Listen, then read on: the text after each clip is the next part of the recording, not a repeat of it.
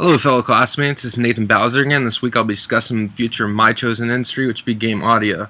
Now, game audio is still very much in its infancy when compared to the film or music industry, and all the games have had sound since Pong. It wasn't until the 80s that they really became a key element, um, and were used to drive the emotion of the game. I know they moved a little bit past their chiptune heyday. Now games have audio budgets rivaling those of Hollywood, many games being released 5.1, and they have dialogue recorded by A-list actors. And while many techniques used in studios and film, which are tried and true from years of perfection, in game sound, however, people are still finding new ways to implement sounds. I feel the immediate factors that will affect growth in my industry are product saturation, source of profit, and staying ahead of industry trends. By saturation, I mean just like every media-based industry, technologies make it easier for anyone to produce and distribute games from home. Whereas 10 years ago, you go down the store, spend $60 a game, and play it until you beat it. On online marketplaces, I mean, you can literally buy millions of games for $1 or less. So it's becoming harder to even work on a game anybody's heard of, let alone one that's a hit.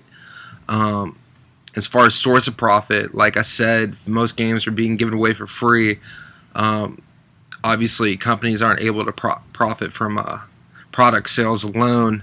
I think the future is probably going to be advertising space, kind of like NASCAR. I mean, even now when you play a game, it's hard to play an online game without placards and advertisements across the bottom.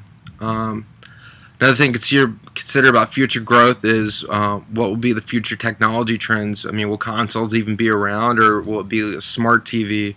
Game industry needs to be more and more cautious not to release technology that's already obsolete when it comes out. As far as innovations and developments that go impact my industry, just like everything else, it's hardware and software.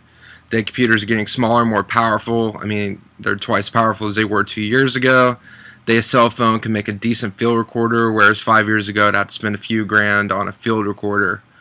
And software they have nowadays, Logic Pro, Ableton, there's so many built-in instruments and effects and units that you're really only limited by your imagination. The only way to really get ahead is to want it more than everyone else and hope your talents match your ambition. I believe the future consumer trends are obvious, just like any Michael Bay film, an overproduced pop act that's all over the top. And the public's become so desensitized that everything has to be larger than life. It's bigger, badder, louder, faster. If you play a game nowadays, a pistol sounds like a howitzer. I don't see this trend ending anytime soon either.